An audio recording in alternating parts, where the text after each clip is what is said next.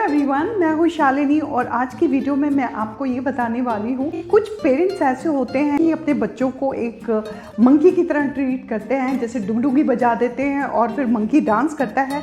कई बार तो पेरेंट्स बच्चों को सबके सामने मारपीट भी करते हैं, उनके साथ अच्छा व्यवहार नहीं करते।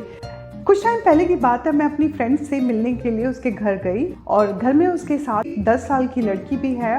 मेरी फ्रेंड उस वक्त किचन में बिजी थी, डॉटर थी, वो मेरे पास आके चुपचाप से बैठ गई और मुझे देखती जा रही है। तो समझ नहीं आया कि ये क्यों ऐसे मुझे देख रही है, तो मैंने उससे पूछ लिया, क्या हुआ, तुम मुझे क्यों देख रहे हो? तो उसने बोला कि मैं आपसे एक क्वेश्चन करना चाहती हूँ, आप मम्मा को मत बताना, क्या टॉक्सिक पेरेंट्स भी होते हैं? और मुझे बड़ी अजीब सा लगा उसका ये क्वेश्चन, पूछ रहे हो? तो उसने कहा नहीं, उसकी फ्रेंड ने उसको बताया है कि उसके पेरेंट्स टॉक्सिक है। तो मैंने उसको बोला कि ऐसे नहीं बोलते हैं, लेकिन अचानक ही मुझे वो टाइम याद आ गया जब मैं 11 साल की थी, क्योंकि मेरे पापा आर्मी में थे तो उनकी पोस्टिंग इधर उधर होती थी। तो उस वक्त उनकी पोस्टिंग दिल्ली में होती है। हाँ, दिल्ली में मुझे नए स्कूल में एडमिशन मिल जाता है और क्योंकि मेरे फ्रेंड्स नहीं थे तो मैं चुप ही रहती थी। धीरे धीरे एक दो फ्रेंड्स मेरे बनने लगे, लेकिन मैं देखती थी कि मेरी ही क्लास में पढ़ने वाली एक लड़की जो कि वो किसी से बात नहीं करती थी और कोई उससे बात नहीं करता था, वो बिल्कुल चुप रहती थी। तो वो लड़की बहुत अजीब सी लगती थी और उसके कपड़े बहुत गंदे होते थे और साथ में उसके बाल बिल्कुल फैले होते थे। अक्सर उसको डांट पड़ती रहती थी, कभी क्लास टीचर से, कभी प्रिंसिपल से, लेकिन वो किसी की बात का कोई जवाब नहीं देती थी, बस मुंह उसका बिल्कुल बंद रहता था।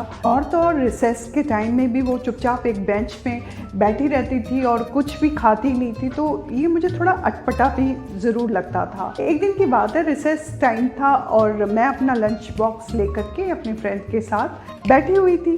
तो अचानक मैंने देखा कि वो लड़की चुपचाप से नीचे मुंह कर कर के बैठी हुई है और मैंने आज सोच लिया कि आज मैं इससे ज़रूर बात करूँगी। मैं ज़रूर पूछना चाहूँगी कि वो ऐसी क्यों रहती है। मैं उसके पास जाती हूँ और जा कर के मैं उससे पूछती हूँ, निशा आप कुछ खाओगे? नहीं। तो वो कुछ जवाब नहीं देती। फिर उससे बोलती हूँ कि क्या कुछ प्रॉब्लम है, मुझे बताओ, तब भी वो कोई जवाब नहीं देती। तो मुझे बड़ी हैरानी हो रही थी कि मैं बोलती जा रही हूँ और वो कोई जवाब नहीं दे रही है। तो मैंने उससे पूछा कि कुछ खाना नहीं खाओगे? तो उसने एकदम से ऊपर देखा, मैंने देखा कि उसकी आंखों में आंसू थे। मैंने उससे पूछा कि क्या हुआ, तुम रो रही हो क्या? उसने मुझे जो बताया तो मुझे बिल्कुल अच्छा नहीं लगा। मुझे लगा कि क्या पेरेंट्स ऐसे भी होते हैं क्या? उसने मुझे बताया कि वो कई दिनों से भूखी है, उसने कुछ भी नहीं खाया है। मैंने उसको पूछा कि क्यों नहीं खाया, हमारे पेरेंट्स ने तुम्हें खाना नहीं दिया? तो उसने ना में सर हिलाया। फिर तब तक मैंने अपना टिफिन उसको दे दिया था, तो उसने जल्दी जल्दी खाना खाना शुरू कर दिया। मुझे भी बहुत ज़्यादा भूख लग रही थी, लेकिन मैंने अपने टिफिन में से बिल्कुल भी कुछ नहीं लिया। मुझे लग रहा था कि निशा ने सचमुच कई दिनों से कुछ नहीं खाया है। फिर जब टिफिन खाली हुआ तो मैंने उससे और भी धीरे धीरे पूछना शुरू कर दिया कि आखिर क्या बात है, तुम किसी से बात क्यों नहीं करती? उसने बताया कि उसके 4 भाई हैं। उसने ये भी बताया कि सुबह उठ करके सबसे पहले उसको घर का काम करना पड़ता है और इसके अलावा कोई उसको हेल्प नहीं करता। तो मैंने कहा कि क्या तुम्हारी मम्मा आपको तैयार नहीं करती हैं? तो उसने बोला नहीं, मुझे पहले काम करना पड़ता है, उसके बाद मुझे खाना भी नहीं देती हैं, क्योंकि वो उसकी स्टेप मदर थी। लेकिन आपके पापा कुछ नहीं करते हैं? वो उसने मना कर दिया। उन्होंने कहा कि पापा भी मम्मा की तरह बन चुके हैं, भी मुझे बहुत मारते पीटते हैं, मुझे खाना नहीं देते हैं और सुबह मेरे को बहुत काम करने के बाद मैं बड़ी मुश्किल से स्कूल आती हूँ। एक बार पीटीएम था, पीटीएम में मैंने देखा कि उसके पापा आए हैं, उस टीचर के सामने बैठ गए और टीचर उनको जो भी बता रही है कि ये थोड़ा सफाई से नहीं आती, लेकिन उसके जो पापा थे वो बिल्कुल भी उनको फ़र्क नहीं पड़ रहा था।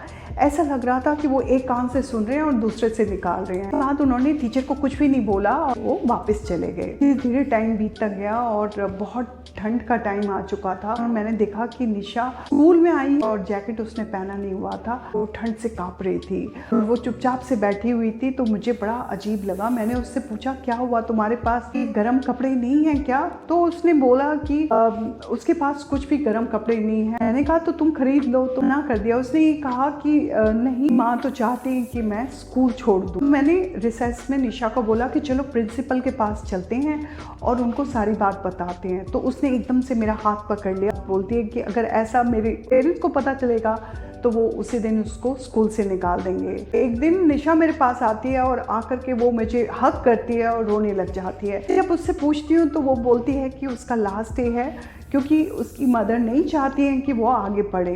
मैं फिर भी टच में थी निशा के, और कुछ टाइम के बाद जब निशा 16 साल की हुई तो पता चला कि उस पेरेंट ने उसकी शादी कर दी है एक उससे भी दुगनी उम्र के आदमी के साथ। और ऐसे भी पेरेंट्स होते हैं जो अपने बच्चे के खुद ही दुश्मन होते हैं। मेरी कहानी यही खत्म होती है, लेकिन जाने से पहले मैं उन पेरेंट्स के लिए ये बोलूँगी जो कि अपने बच्चों के साथ अच्छी तरीके से पेश नहीं आते हैं और बदतमीजी करते हैं, इंसल्ट करते हैं। तो आप लोग ये सोचो कि अगर आप लोगों को कोई इंसल्ट करता है तो आपको चुप जाती है दिल में बात, तो बच्चों के साथ भी ऐसा ही होता है। बच्चों को प्यार से समझाओ तो वो समझ जाएंगे। और अब मैं बहुत जल्दी मिलती हूँ अपनी दूसरी स्टोरी के साथ। Thank you so much. नमस्ते।